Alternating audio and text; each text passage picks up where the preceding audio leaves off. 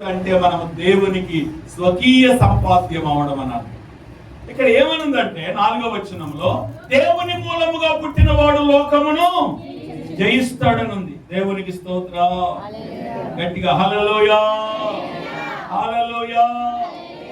దేవుని మూలముగా పుట్టిన వాడు లోకమును జయిస్తాడట.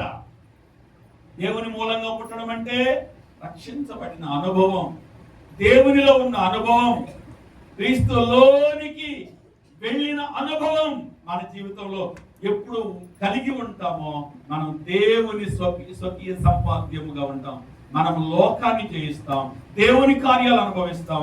దీనిని సింపుల్ గా తీసుకోకూడదు. రక్షణను ఎప్పుడు నిర్లక్ష్యం చేయకూడదు. ఎన్నిసార్లు సువార్త కోటాల్లో అప్పుడప్పుడు దైవజనులు చెప్తున్నప్పుడు ఎంత గొప్ప రక్షణ నిర్లక్ష్యము చేసిన ఎడల ఎలాగో తప్పించుకొందువు. ఎంత గొప్ప రక్షణ నిర్లక్ష్యము చేసిన ఎడల. ఇప్పుడు ఆరోగ్యం ఉండగానే అన్ని విషయాలలో సంతోషముగా ఉండగానే, సౌకర్యాలు ఉండగానే నీవు రక్షణను నిర్లక్ష్యం చేయొద్దని మనం చేస్తున్నాం.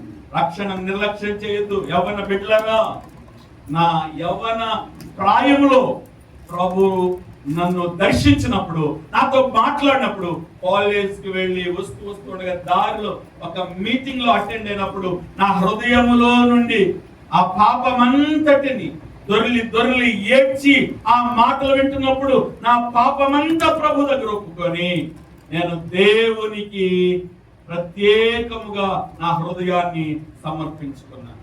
అలాగూ జరిగిన రోజు నుంచి రక్షణ పొందుతున్నాను. ఆ రోజు నుంచి నేటి వరకు నా జీవితంలో దేవుడు గొప్ప ఆనందాన్ని ఇచ్చాడు, ఆశీర్వాదాన్ని ఇచ్చాడు. మనుషులలో నుండి ఆటంకాలు వచ్చాయి, నిందలు వచ్చాయి. ఇదేంట్రా, నీ వయసు ఎంత, నీవెంత? నేను ఇంటర్మీడియట్ ఫస్ట్ ఇయర్ చదువుతున్నాను అనుకుంటా. సమయం చాలా